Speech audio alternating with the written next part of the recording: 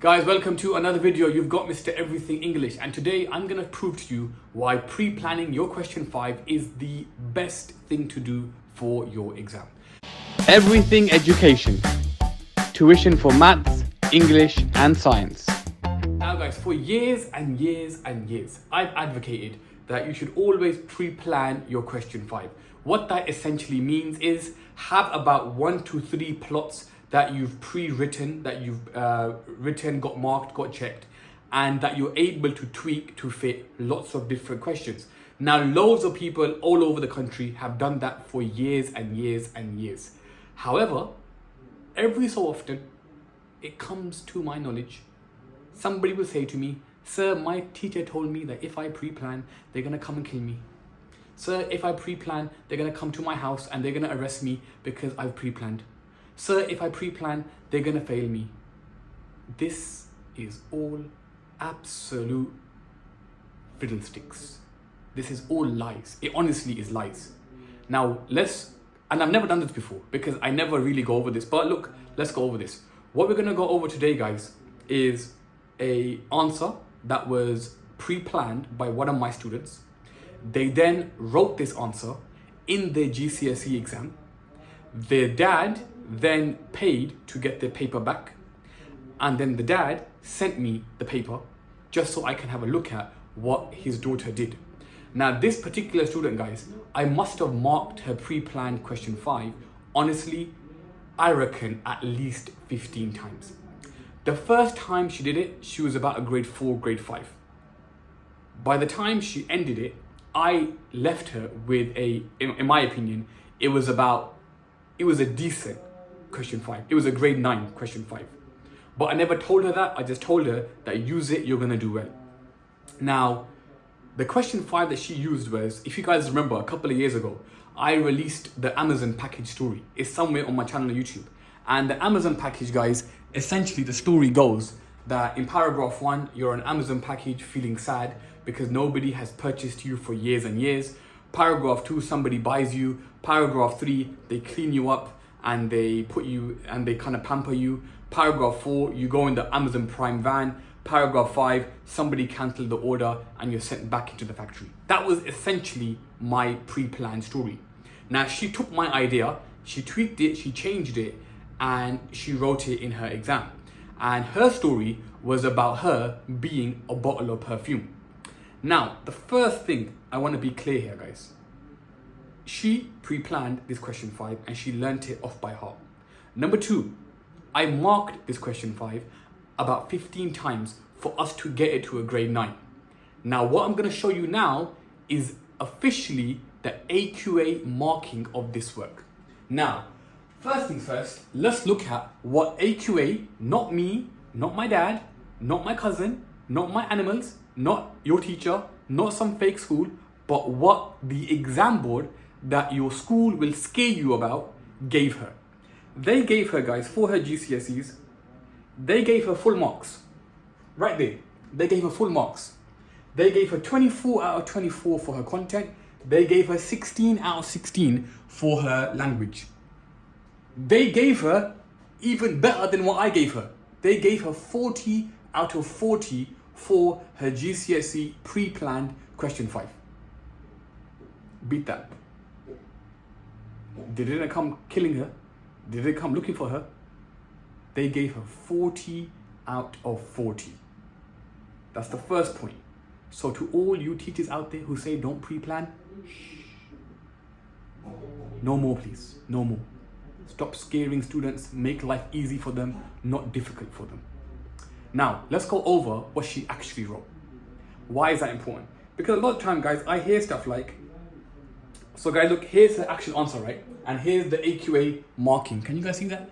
Let me zoom in a little bit, guys. 1 second. Yeah, perfect. So guys, here's her actual answer for her exam.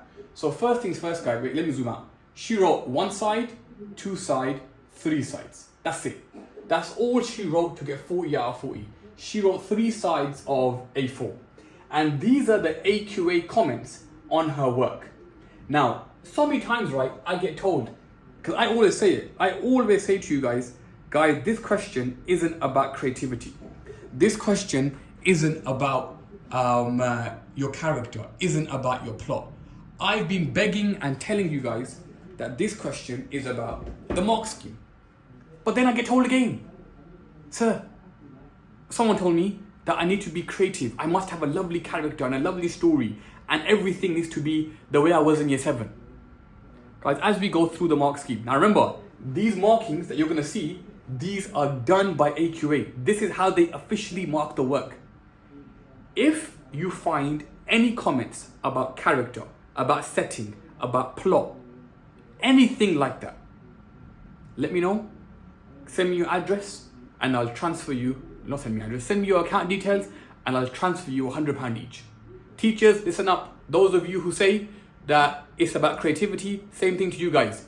Please do send me your details, because obviously guys, you're gonna now prove me wrong. Not. And guys, I might come across a little bit angry in this video, but trust me guys, I am.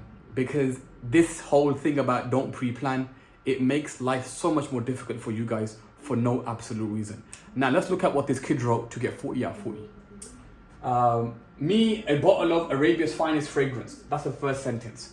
By the way guys, look at the handwriting. The handwriting isn't the prettiest handwriting in the world, but we can read it, so we mark it. So in this story guys, in my Amazon story, I was an Amazon package. This story, what she wrote about was, she was a bottle of perfume in a perfume shop, feeling sad because nobody purchased her, and then somebody buys her. Basically, Amazon package, tweaked it, used it.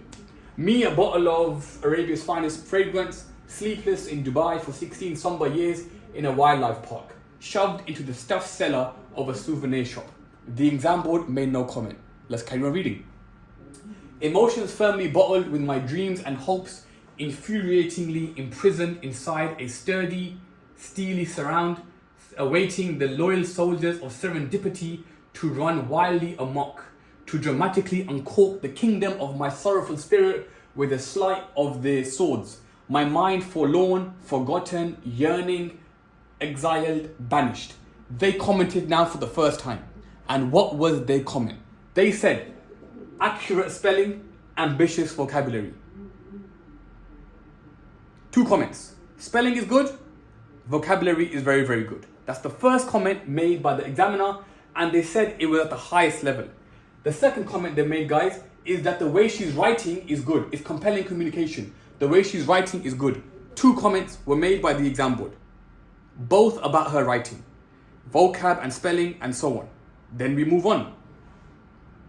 Useless, whispered the toy tiger next to me. Unwanted, exclaimed a caged elephant staring at me through the bars of the cellar window. Guys, basically this bottle of perfume is in a perfume shop. They sell, I'm guessing they sell animal toys, and they're talking and they feel sad. Now notice guys, very important, the exam board isn't picking out every ambitious word. They're not picking out everything. They're picking out the key things and they're moving on. All right guys, let's continue. Can you guys see that? Let me have a look. Yeah, perfect. When will a wise man or a wise woman free me for their wonderful king? Anything else? Asked a browsing customer who poured out countless coins from his lavish, leathery wallet.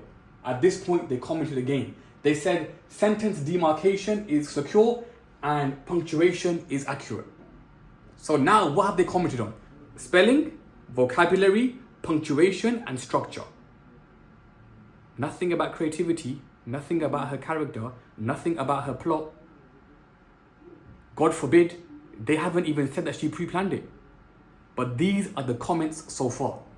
Let's carry on guys. Cupboard doors flung open, one after another. The seller suggested and schmoozed around, soon whilst the customer rejected his faith, again repeating his question. More doors flung wildly open, another. Then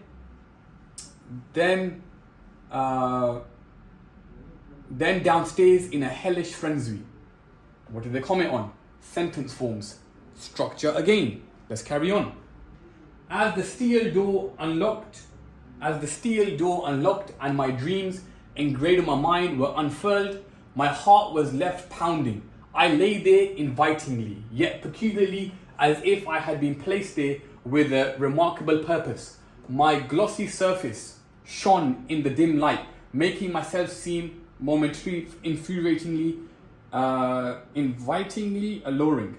I was calling out for attention as if to remind that I had been placed there with amazing attention. At this point, the exam board commented again, and they said, sustained conscious crafting. What does that mean? That means the crafting of language devices, because that's the criteria for language devices. So now what did they comment on? Language, vocabulary, structure, punctuation. And notice guys, they're not picking everything. She's used loads of language devices, but they commented now saying this is the best. Then we carry on guys. Euphoria, I was handpicked. So somebody buys her, somebody picks her up. Gasping and excited, the customer purposely progressed to pull the cork from my ornate neck. A satisfying pop echoed, followed by a deep sigh of relief. Then I was held up against nervous nostrils. Anticipation of the scent was palpable as the vapor wafted upwards. Mesmerized too, the seller sufficed, hypnotized by the allure of a king's ransom. And then the exam board commented again, and they said, good spelling and ambitious vocabulary. Accurate spelling, ambitious vocabulary. Hands squeezed, heads nodded, sail sealed. I love that. That's a good use of rule of 3. I shuddered. My nail-biting nightmare nulled. The dark, cavernous creatures of my banished past now slain.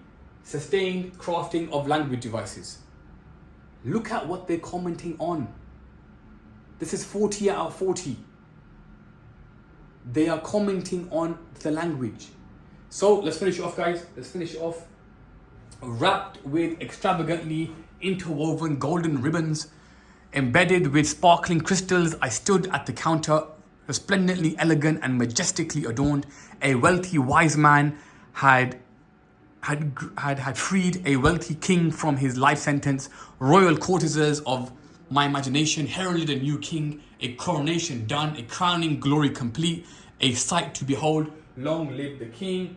I gasped in horror. Screams invaded the air as I felt the razor-sharp talons of a tiger pushing me onto the floor. I'm assuming this is the part, guys, where the cat smacks the bottle. While I fell like a hanged man to their doomsday, a loud crash sounded as a shocking smash resounded and shards of shattered glass went shooting in every direction. Basically, guys, the bottle fell down and she broke. While generals of heresy had committed a heinous crime, my soul lay abandoned on the floor. The king was no more. And then they commented one more time. Sentence forms, structure was good. And then, guys, the examiner made a summative comment at the end. And look at what they said. Firstly, guys, actually no, let's look at what the examiner said. The examiner said that this is why this answer is getting 40 out of 40. They said they've written well, they've got extensive and ambitious vocabulary, they've got crafting of language devices, all done at a high level. Then they said that they've got sentence demarcation, punctuation, sentence forms, good spelling, and ambitious vocabulary. And then the person who checked this examiner's marking said, I agree, your marks are reasonable. Peace out. Now, this is important, guys. Number 1, examiners don't type up their comments. Their comments are pre-written and they just choose which ones to select. Second point, this student got 40 out of 40 for what? They got 40 out of 40 for what I cry to you guys about in every question 5 video I make. There's not a single comment about creativity, about character, about setting, about how fun or interesting the story was, about whether or not it's pre-planned. How the heck are they gonna know if it's pre-planned?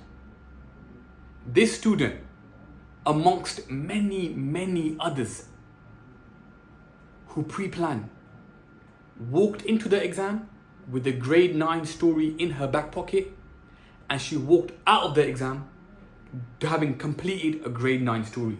And just to be crystal clear, guys, just in case you're wondering, there's her official mark, 40 out of 40 for her GCSEs, and this is her official paper. Now, the purpose of this video, guys, isn't for you guys to copy her. The purpose of this video is for you guys to understand how you should be approaching question 5. Whether you pre-plan or whether you don't pre-plan, this video should make it absolutely crystal clear to you that for this question, this is what you got to focus on. Language, structure, punctuation, vocabulary. And rightly so. It's an English language exam. It's not a storytelling exam. So guys, when it comes to your question 5, here's my advice. Pre-plan 1 to 3 stories that you think can fit lots of questions. Then write up the stories with fantastic vocabulary, language devices, structure and punctuation. Then get your teacher to mark the work. They'll say to you, really good, but fix this, fix this, fix this. Go back and fix it, then get it remarked and keep doing that until it gets to a certain stage and use that in your exam, because this, what I just told you, is exactly what I did with this student and lots of others, and you will leave your exam with hopefully a really good quality grade. All right guys, apologies if I came across a little bit annoyed in this video, but it is what it is. Guys, it's been Mr. Everything English. Peace.